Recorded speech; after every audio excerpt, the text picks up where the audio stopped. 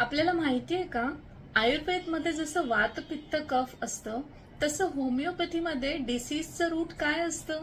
चला जाणून घेऊयात. मी आहे डॉक्टर योगिता भिरोड, माइंडवेल होमिओपॅथीची संचालिका. होमिओपॅथीमध्ये डॉक्टर सॅम्युअल हॅनिमन यांनी सांगितल्याप्रमाणे आजाराची मूळ कारणं हे मायाझम असतात. मायाझम म्हणजे काय, तर आजारांची प्रवृत्ती. आता जसं वात पित्त कफ हे दोष इम्बॅलन्स करतं, तसं मायाझम हे डीप रूटेड पॅटर्न्स असतात आणि ते आजाराला कारणीभूत असतात. तर ह्या मायाझमची नावं आहेत सोरा, सिफिलिस आणि सायकोसिस. सोरा म्हणजे इम्बॅलन्स, डेफिशियन्सी आणि हायपरसेन्सिटिव्हिटी.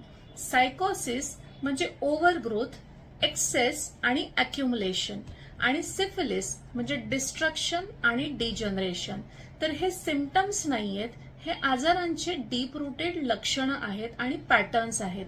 आत्ताच्या सध्याच्या परिस्थितीमध्ये कॉम्प्लेक्स आजार तयार झालेले आहेत, त्यामुळे प्रत्येक आजारामध्ये एकच मायाझम दिसून येत नाही.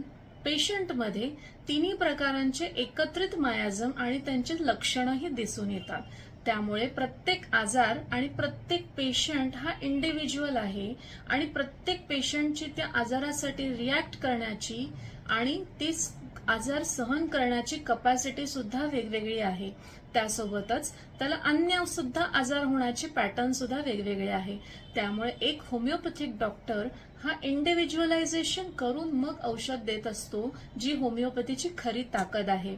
आणि त्यानुसार सर्व प्रकारचे आजार हे पूर्ण बरे केले जातात आणि पेशंटला पूर्ववत जास्तीत जास्त लॉंग टर्म बेटर केलं जातं.